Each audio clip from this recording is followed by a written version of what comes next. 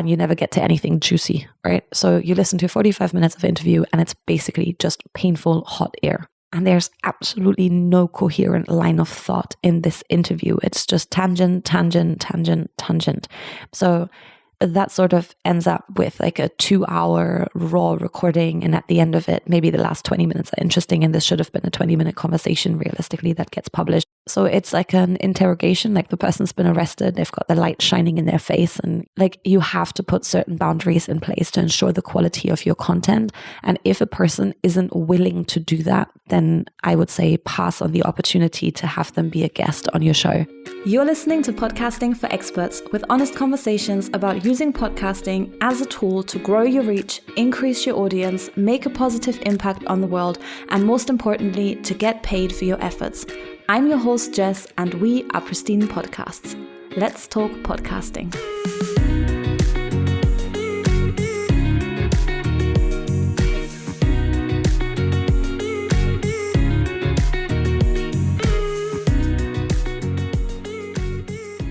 Hello, and welcome back to Podcasting for Experts. I'm Jess, co-founder here at Pristine Podcasts, and today we're going to be talking about how to do better interviews for your podcast. This is something that I think is a pretty essential part of developing your show if you're making any kind of interview episodes and to create better content for your audience. Okay, so the first thing that I want to start with today is to actually discuss the purpose of interviews on your podcast. So I see a lot of small business owners that are doing a lot of interviews on their podcast, and they're doing less of the solo episodes. Now, the thing with doing a lot of interviews is that you need to ask yourself, what purpose do these interviews actually serve? Is that what is going to help me to get leads for my business and to get clients, right?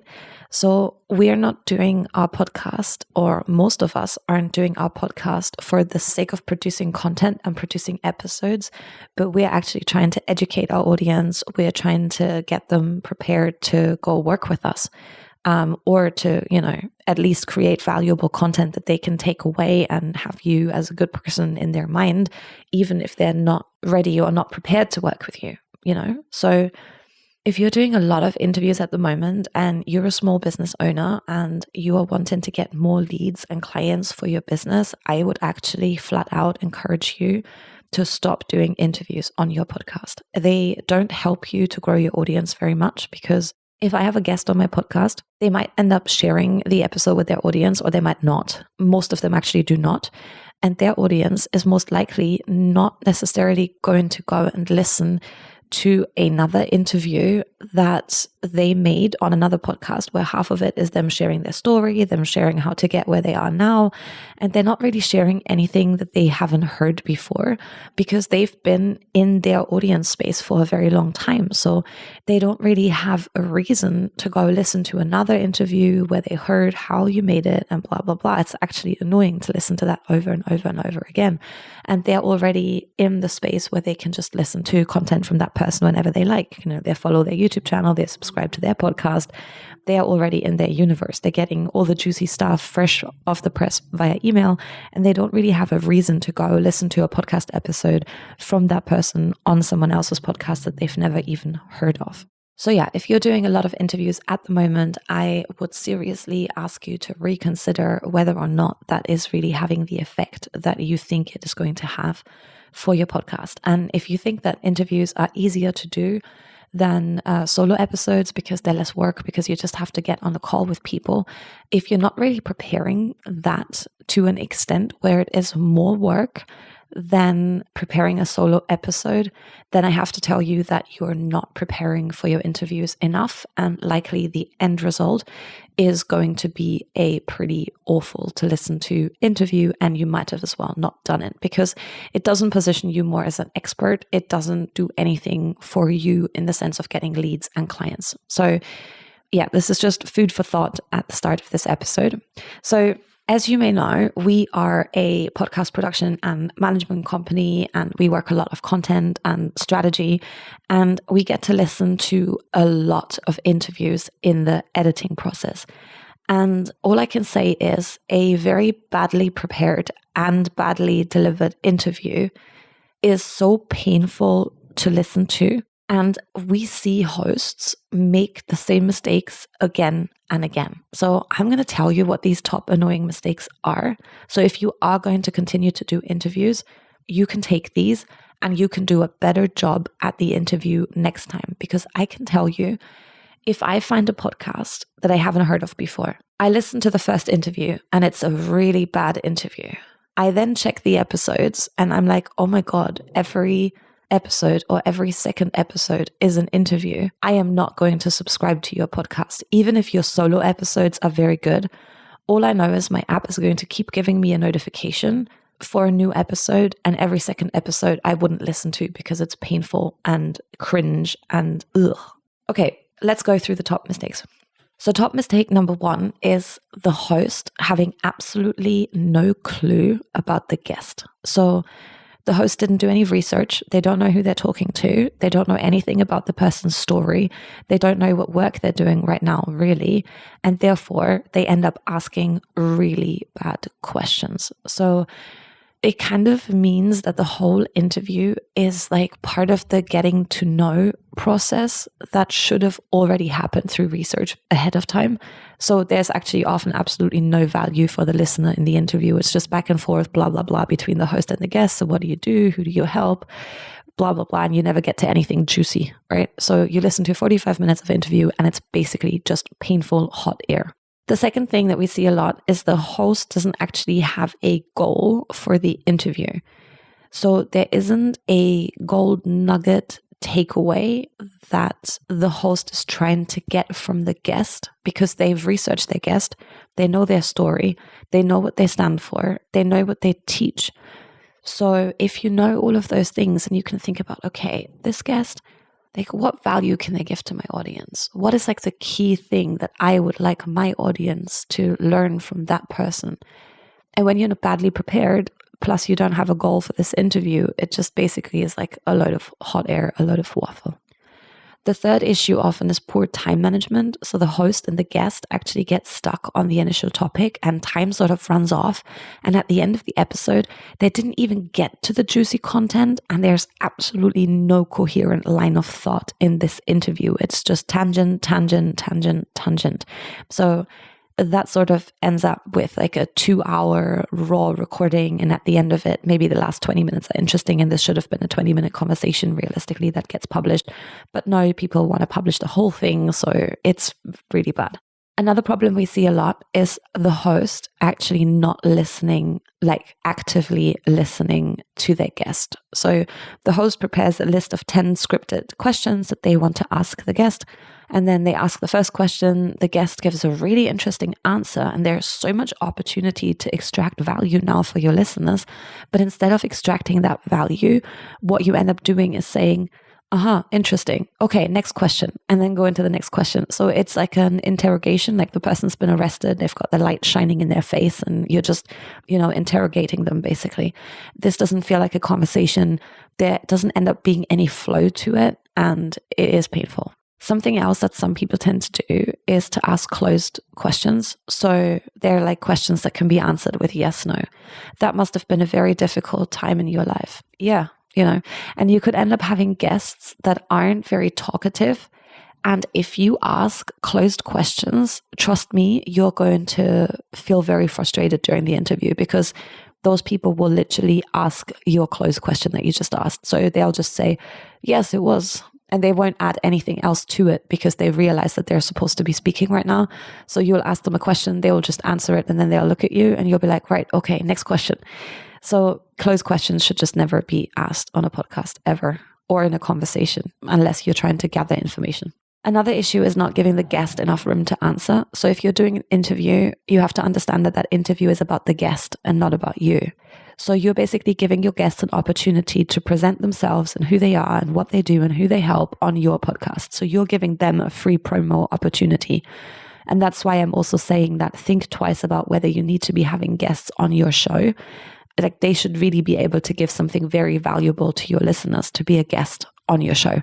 And the rest of the time, it should be you giving value, you positioning yourself as the expert. And I think when you're doing an interview, you really have to understand that that interview is absolutely not about you. It is about your guest. And if you can't give the guest room to be, room to talk, room to share their story without you interrupting them and then sharing your own story and then trying to outvalue the guest. Like I've seen that where the guest will be given some tips and then the host will be like, oh yeah, and I also know these other 10 tips. Yeah, it's great that you know that, but you're not there to present the tips that you know because you invited that person because you determined they were the best at what they do and they would have the most value to offer to your audience. So now you need to let them shine and not kind of jump on top of them all the time. Another issue is often that it's just poorly selected guests. So it's just basically anyone. They don't have any value to offer. They've never done the thing that they're doing right now before, and there's just nothing in it for your listener. So there is no compelling reason to why should people listen.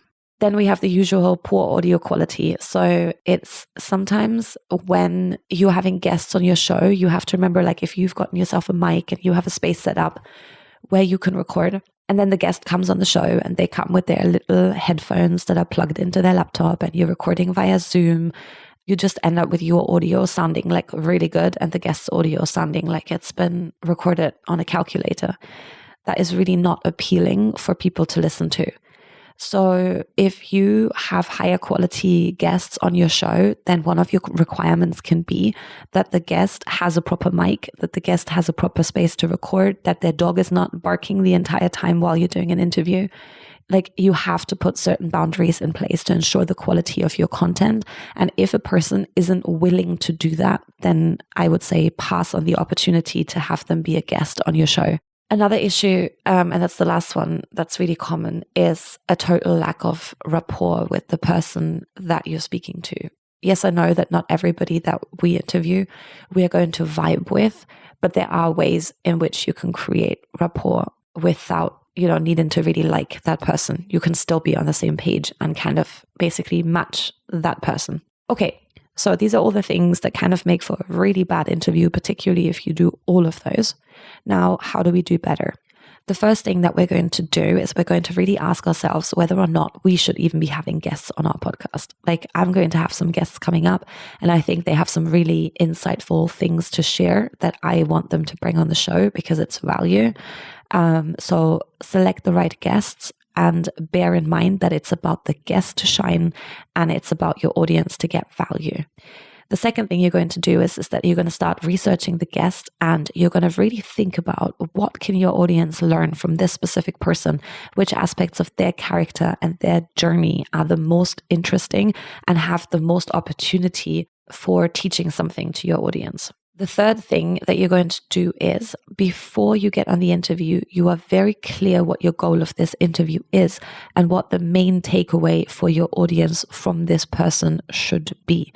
And if you can't identify what that is, then you may as well at the start of the interview discuss that with this person. Like, hey, what do you think is the top learning that you've had? Like ask the person because they know their story. And if they know who your audience is, then they can often help you to establish what is the thing that they can most give to other people. The fourth thing that you're going to do is that you're going to actually prepare your guest for the interview. You're going to tell them what they need to have from a quality perspective. You're going to tell them how you would like them to record. You're going to prepare your questions that you would like to ask the person. So you're going to have some key questions that you will definitely want to ask to make sure that the episode achieves the goal that you've previously defined. So if you know there's a time in that person's life where they've learned something that they can really give to your people, then you got to make sure that you have 2 or 3 key questions that extract that kind of information from that person. So you're going to prepare those questions and then you're going to have some backup questions in case the person isn't a big talker and you're going to keep having to stimulate the conversation a little bit. But you're going to focus on making sure that you're going to get the key questions answered. And the rest of the time, you're going to go with the flow. You're going to respond to what the person is saying. You're going to keep, if they go too far on that tangent, you're going to keep bringing them back to the conversation topic. Then you might say, hey, okay, there's another time in your life where this happened. And I was really interested in this. Like, could you tell us more about that part? So you're going to go with the flow, but you're going to keep bringing them back on the track that leads towards your goal for that episode. The next thing I would like you to do is that when you get on the call, I would like you to have a few minutes chat time planned in. So just assume that if it's a 1 hour long call, the first 10 minutes are just like getting to know you 10 minutes. And then you're going to go and start the interview. And I want you to use that prep time to build rapport with the person. So there are a lot of different ways in which you can build rapport, even if you're not naturally vibing with that person. So the first thing I want you to do is I want you to match their body language. So if they're recording the interview standing up, I want you to adjust, like push your chair back, lift your mic up if you can, and match their position and also record the interview standing up. If they are speaking in like a very musical tone, and that is how they usually speak, then I would like you to adjust your language a little bit, not too obviously, but think about just matching their language for a little while, because these things, they help. And if the person is speaking very fast and they're like super excited, then I want you to speed up and I want you to speak super fast and very excited. And if the person is just a little bit more thoughtful and they take a lot of time to think, it's very important that you adjust and that you just take more time to think and ask the questions a little bit more slowly. So you want to match the kind of body language, the tone, the speech, the kind of words that they use. And you can also, if you can see them well enough on Zoom, you can also match people's breathing. So all of that already helps to get into rapport with somebody who you don't actually naturally have any rapport with. So even if you're doing an interview on a political topic and you are on opposite sides of the political spectrum, it is way easier to have a discussion with somebody about a topic you disagree on when you are in rapport. So it just works. So try that out next time that you have someone that you don't automatically vibe with.